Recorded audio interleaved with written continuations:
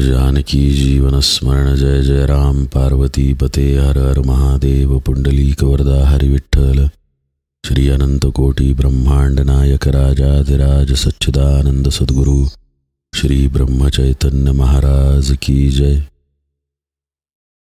श्री महाराजांच्या सेवेमध्ये दासबोध बघत असताना आपण 5वा दशक काल सुरू केला। यातल्या पहिल्या समासाचं नाव आहे गुरुनिश्चय। परमार्थ मार्गामध्ये अग्रेसर होण्यासाठी सद्गुरूंची नितांत आवश्यकता आहे हे तर मान्यच आहे, पण त्याबद्दलचा आपला निश्चय होणं अत्यंत महत्त्वाचं आहे। सद्गुरू प्राप्ती हे ध्येय निश्चित नसलं तरी आत्मप्राप्तीच्या ध्येयासाठी सद्गुरू अत्यावश्यक आहेत।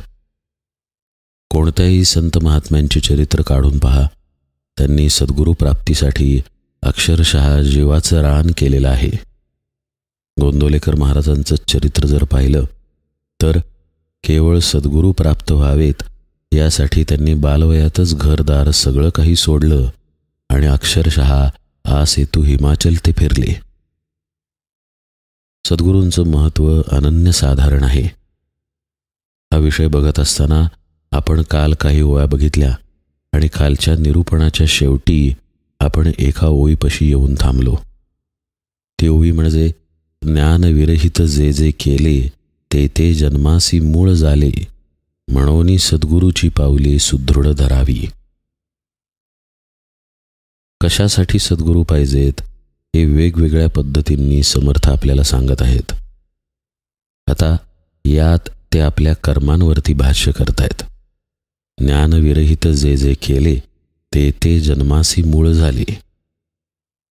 काल आपण पाहिलं की ज्ञानविरहित म्हणजे मी करता म्हणून जे कर्म केलं जातं ते जन्माला कारण ठरतं। या कचाट्यातून सुटण्यासाठी सद्गुरूंची आवश्यकता आहे असं समर्थ म्हणतायत। या विषयाकडं आपण थोडंसं सूक्ष्मपणे पाहूया। असं पहा, आपण मनुष्य देहामध्ये आहोत तर काही गोष्टी अपरिहार्यपणे आपल्या वाट्याला येणार आहेत। त्यातली एक गोष्ट म्हणजे कर्म करणे। मनुष्य काय किंवा कोणताही जीव काय कर्म केल्याशिवाय राहू शकत नाही। भगवद्गीतेच्या उपदेशाचं खरं पाहता मूळ हेच आहे की कर्म कशा पद्धतीनं करावं। अर्जुनाचं घोडं नेमकं तिथेच अडलेलं होतं।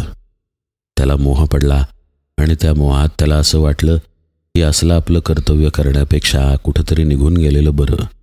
असलं युद्ध काय कामाचं ज्या युद्धामध्ये मी माझ्याच आप्तेष्टांना गुरुजनांना मारणार आहे।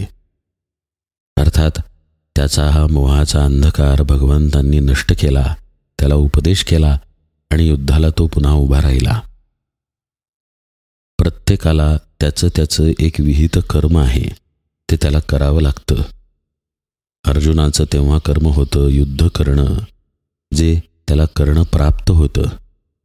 त्याला झालेल्या मोहामुळे त्याचा जो पळपुटेपणा सुरू झालेला होता तो भगवंतांनी थांबवला, त्याला उपदेश केला। कुणीही असं म्हणू शकत नाही की मी कर्म करणार नाही। नुसते आपण बसून जरी राहिलो तरी बसण्याचे कर्म आपण करतच असतो। अहो, आपला श्वासोच्छ्वास सुद्धा आपलं कर्मच आहे। अडचण कुठे निर्माण होते ती आपण पाहूया।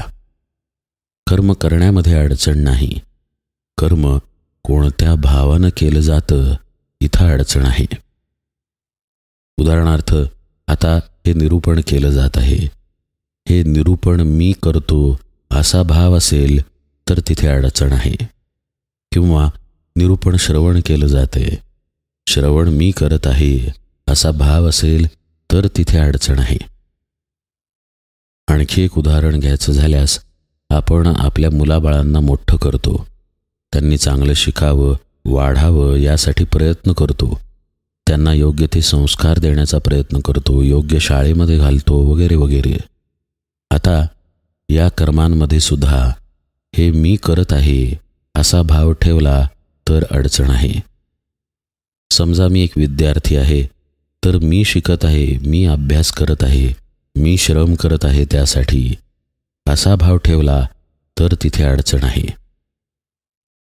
आता असा भाव ठेवण्यात नेमकी काय अडचण आहे तेही आपण पाहूया. कर्म तर अपरिहार्य आहे हे मगाशी आपण बघितलं. त्यापासून कुणालाही सुटता येणार नाही.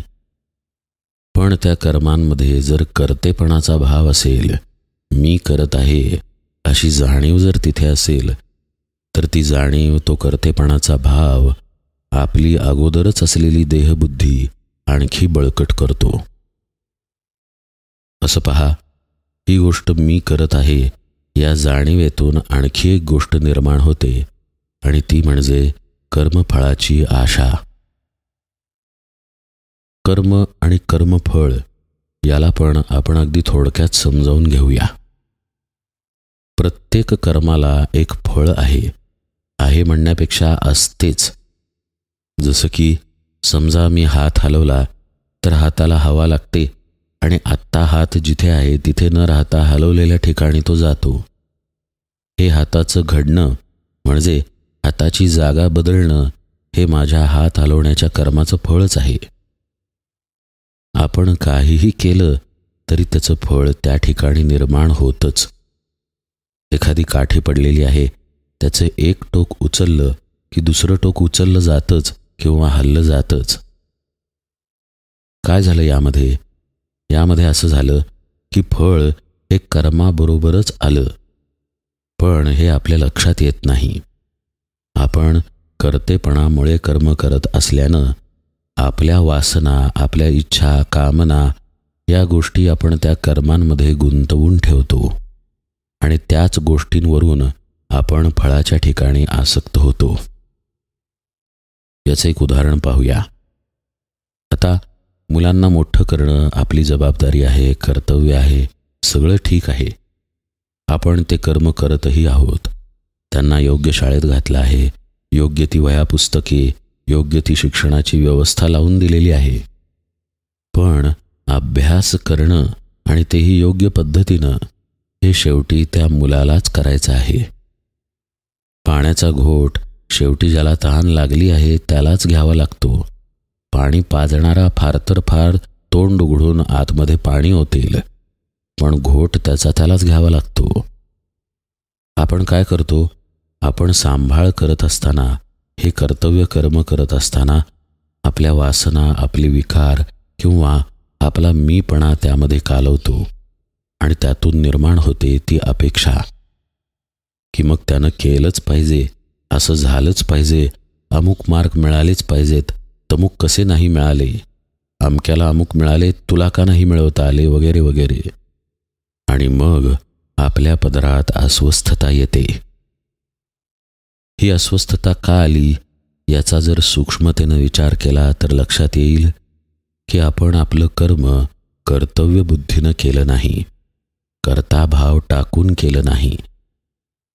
आपली एक जबाबदारी आहे, ठीक आहे, आपलं एक कर्तव्य आहे, ठीक आहे, इथंपर्यंत न राहता आपण त्या कर्मामध्ये आसक्त झालो, इथे आपण चुकलो.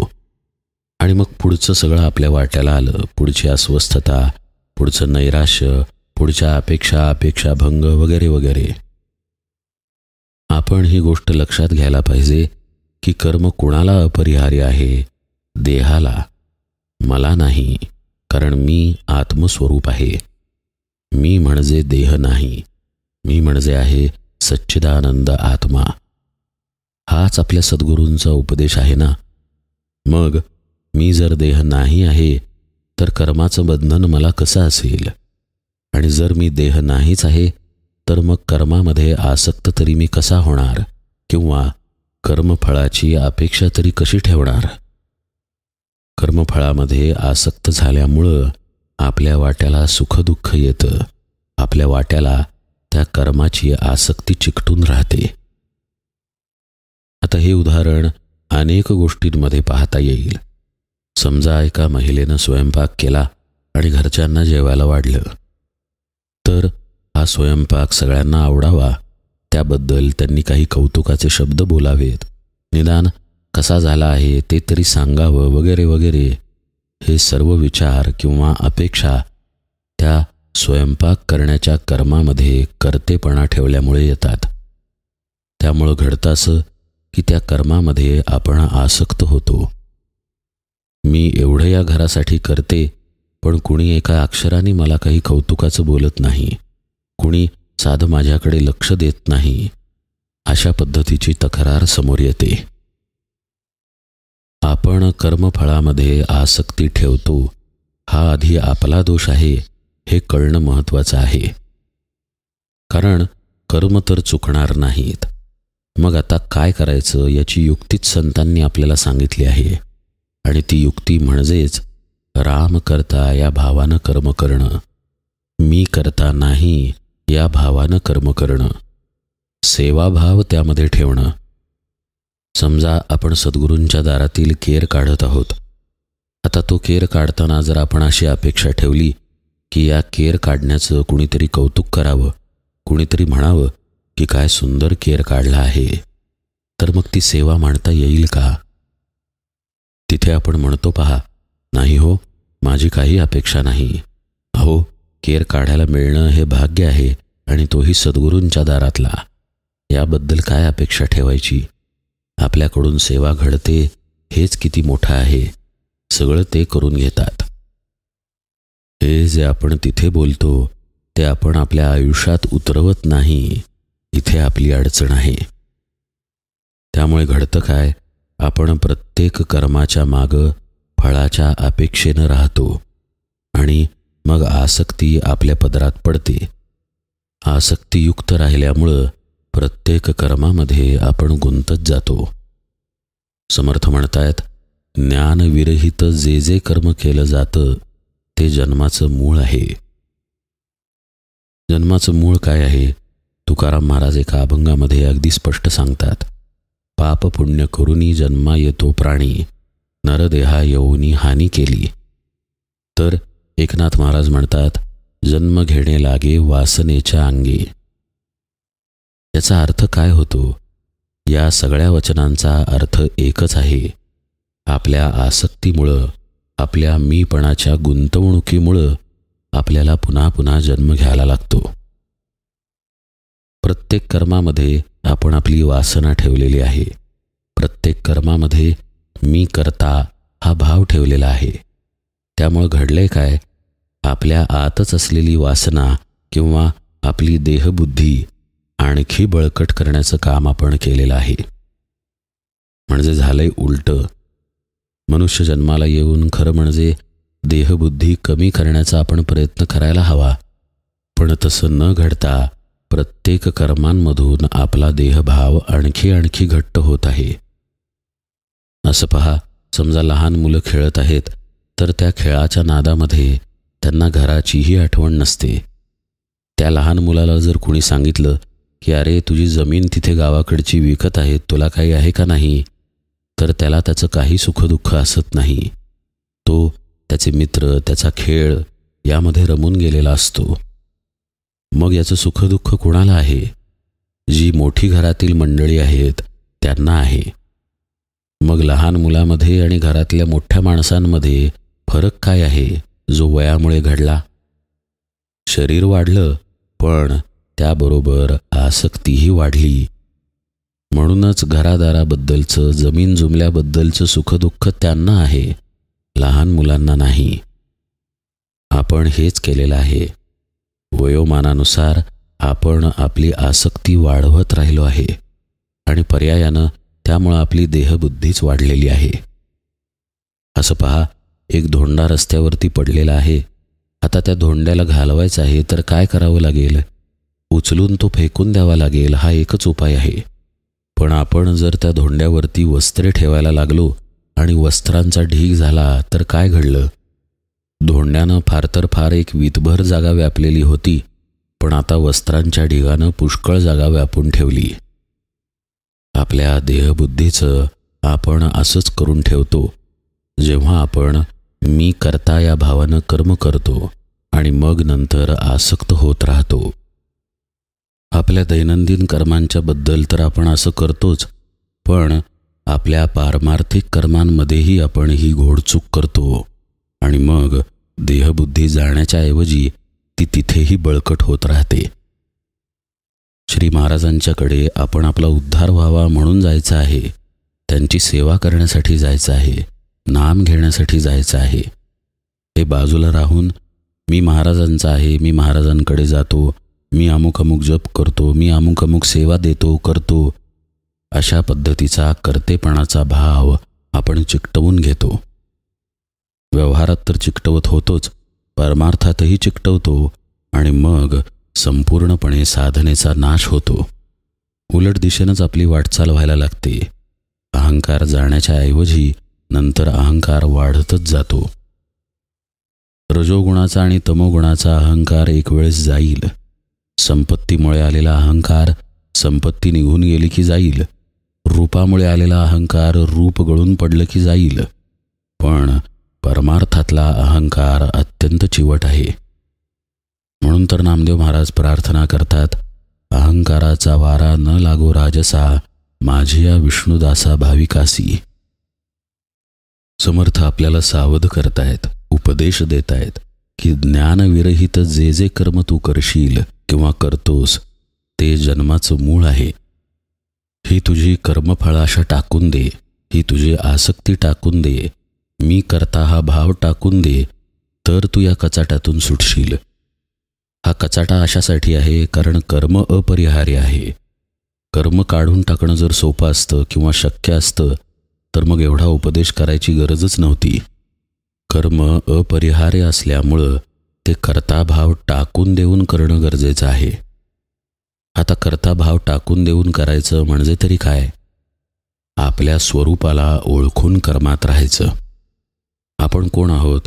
आपण आहोत आत्मस्वरूप. त्यामुळं आपण खरं म्हणजे कर्ता आहोत का? मुळीच नाही. कर्म केलं जातं देहाकडून. त्यामुळं कर्माचं फळ आहे ते देहाला आहे, मला नाही. हा विवेक तिथं असणं गरजेचं आहे. कर्माचं फळ सुखरूप असेल किंवा दुःखरूप असेल, जे काही असेल ते देहाला मिळणार आहे, मला नाही. मी पूर्णपणे या देहापासून अलिप्त आहे, सच्चिदानंद स्वरूप आहे. हा तिथे प्रकाश पाहिजे.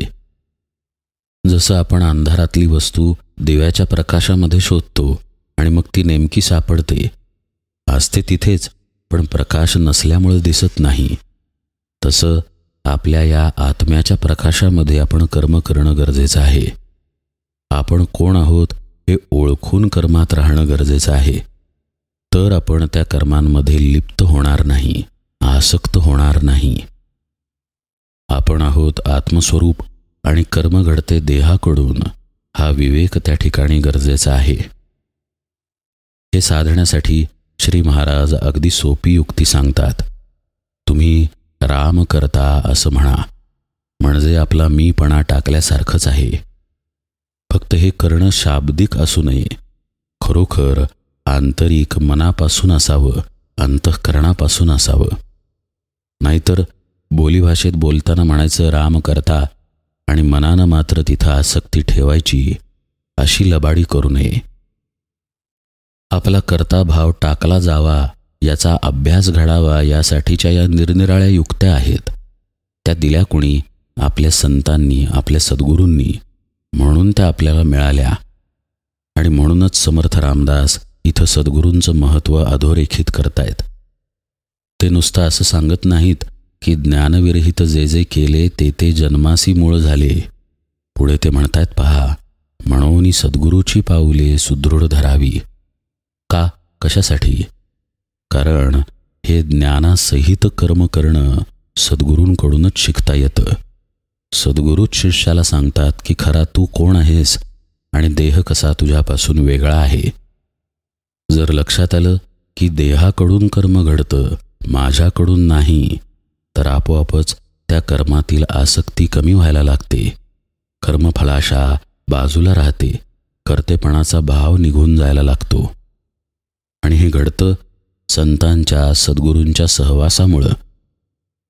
आता हेच पाहना, राम करता आहे किंवा राम करता या भावानं कर्म करावं हे महाराजांनी सांगितलं म्हणून आपल्याला कळलं. हेच तर सद्गुरूंचं महत्त्व आहे, हेच तर सत्संगतीचं महत्त्व आहे. म्हणून समर्थ म्हणतायत, म्हणून सद्गुरूची पावले सुदृढ धरावी. हेच सत्संगतीचं असलेलं महत्त्व ते पुढे आणखी विशद करत आहेत.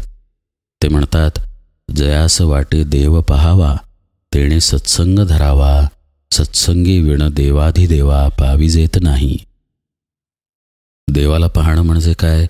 मंदिरात जाऊन देवाची मूर्ती पाहणं नव्हे. देव कोण आहे हे देवाला पाहण्याच्या आधी कळावं लागतं. सद्गुरू आपल्याला सांगतात की तोच तू आहेस, देव हा तूच आहेस, अन्य कोणी नाही. तुझा आत्मा हाच देव आहे आणि तेच तुझं स्वरूप आहे. ऐक शिष्या येथीचे वर्म, स्वये तूची आहेसी ब्रह्म, ये विषयी संदेह भ्रम धरूची नको, असं सद्गुरू सांगतात. मग हा असलेला मी जो आत्मस्वरूपाकार आहे त्याला पाहायचं म्हणजे देव पाहायचा. आणि त्याला पाहता कसं येईल? कारण तो आहे निर्गुण, निराकार, निर्विकार, अचिंत्य आहे, अज आहे, अव्यय आहे, अनंत आहे, सच्चिदानंद स्वरूप आहे. तर त्याला पाहायचं म्हणजे त्याच्याशी तदाकार व्हायचं, तेच होऊन जायचं म्हणजे त्याला पाहायचं, म्हणजेच सायुज्यता. आणि हा मार्ग सद्गुरू दाखवतात. म्हणून समर्थ म्हणतायत, जयास वाटे देव पहावा, तेणे काय करावा? तेणे सत्संग धरावा. कारण तो धरल्याशिवाय ना उपासना समजते, ना साधना लक्षात येते, ना मगाशी बघितलं त्याप्रमाणे कर्तेपणा टाकून कर्म कसं करायचं हे कळतं, ना आपला अहंकार जातो. हे सगळं सत्संगतीमुळे घडतं. म्हणून ते म्हणतात, सत्संगे विण देवाधिदेवा पाविजेत नाही. सत्संगती केल्याशिवाय परमात्मतत्वाची, आत्मस्वरूपाची ओळख नाही, प्राप्ती नाही. यापुढे समर्थ या समासामध्ये काय उपदेश करत आहेत ते आता आपण यथावकाश पाहूया. आज निरूपण सेवेला इथेच विराम देतो.